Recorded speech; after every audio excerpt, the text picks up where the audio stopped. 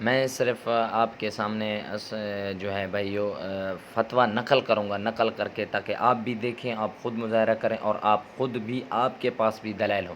تو ایک سائل نے سوال کیا، دیکھیں، السلام علیکم مفتی صاحب، اسلام میں صلح رحمی کی کیا اہمیت ہے؟ اکثر لوگ کہتے ہیں کہ ہم تو اپنے فلاں عزیز کے ساتھ تعلق رکھنا چاہتے ہیں جبکہ وہ تعلق توڑنے کے درپے ہیں، ہم اس سے بھلائی کرتے ہیں اور وہ بدلے میں برائی کرتا ہے، ایسے رشتہ داروں کے ساتھ صلح رحمی کے کیا احکام ہیں؟ سائل یہ ہے۔ تو اس کے بعد حضرت نے سب سے پہلے جو ہے اسلام میں جو قطع تعلق کی رشتہ داروں کے ساتھ جو حقوق ہیں وہ بیان کیے ہیں۔ حقوق بیان کرنے کے بعد حضرت پہلی دلیل دیں گے، تو میں آپ کو دلیل دکھا دیتا ہوں۔ اذا اخذنا میثاق بنی اسرائیل لا تعبدون الا اللہ وبالوالدین احسانا وذی القربی، اور یاد کرو جب ہم نے بنی اسرائیل سے پختہ وعدہ لیا کہ اللہ کے سوا کسی سے عبادت نہ کرنا اور ماں باپ کے ساتھ اچھا سلوک کرنا اور قرابت داروں کے ساتھ بھلائی کرنا۔ نمبر ایک حضرت نے دلیل دی، اور یہ حکم امت محمدیہ صلی اللہ علیہ وسلم پر بھی لازم کیا گیا، اور صلح رحمی کرنے والوں سے آخرت میں اس حسین گھر کا وعدہ کیا گیا ہے جو گل و گلزار سے سجا ہوگا۔ ارشاد بانی ہے کہ والذین یصلون ما امر اللہ بہ ان یوصل ویخشون ربهم ویخافون سوء الحساب، اور جو لوگ ان سب حقوق اللہ، حقوق الرسول، حقوق العباد، اپنے حقوق قرابت کو جوڑے رکھتے ہیں جن کے جوڑنے رکھنے کا اللہ نے حکم فرمایا ہے، اور اپنے رب کی خشیت میں رہتے ہیں اور برے حساب سے خائف رہتے ہیں، یہی وہ لوگ ہیں جن کے لیے آخرت کا گھر ہے۔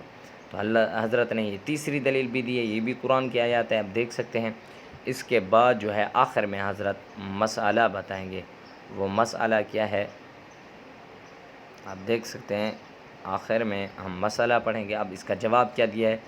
کوئی رشتہ دار، تین صورتیں ہیں، کوئی رشتہ دار اگر زیادتی کرے تو زیادتی کا بدلہ لے لیا جائے، تعلقات منقطع نہ کیے جائیں گے، مگر میل جول بھی نہ رکھا جائے۔ مطلب یہ کہ اگر کہیں ملاقات ہو جائے تو سلام دعا کرنے کی صورت باقی رہے۔ نمبر ایک، یہ ایک ہے۔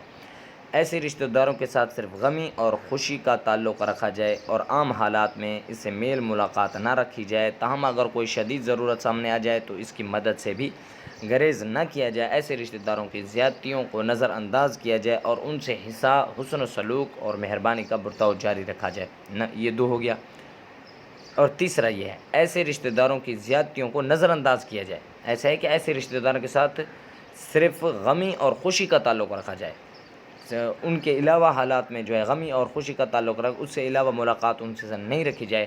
اور تیسرا یہ ہے کہ ایسے رشتہ داروں کی زیادتیوں کو نظر انداز کیا جائے اور ان سے حسن سلوک اور مہربانی کا برتاؤ جاری رکھا جائے۔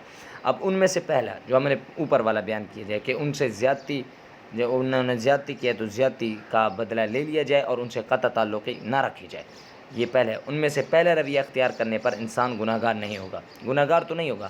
دوسرا رویے کا فائدہ یہ ہے کہ نیکی کا موقع ضائع نہیں ہوگا۔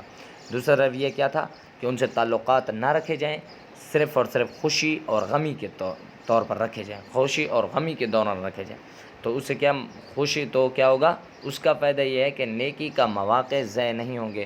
اور تیسرا رویہ احسان کا ہے، تو تیسرا رویہ احسان کا ہے کہ ان کی غلطیوں کو نظر انداز کر کے ان کے ساتھ اچھا سلوک اختیار کیا جائے۔ تو تیسرے رویے کی فضیلت کیا ہے کہ رویہ احسان کا ہے جو فضیلت کا باعث ہے، اللہ کی رضا زیادہ حاصل کرنا پیش نظر ہو تو اسی تیسرے کو اختیار کرنا چاہیے۔ اگر اللہ تعالیٰ کی رضا چاہتے ہو تو اسی تیسرے رویے کو، یعنی ان کی غلطیوں کو نظر انداز کیا جائے اور ان سے حسن سلوک اور مہربانی کا برتاؤ جاری رکھا جائے۔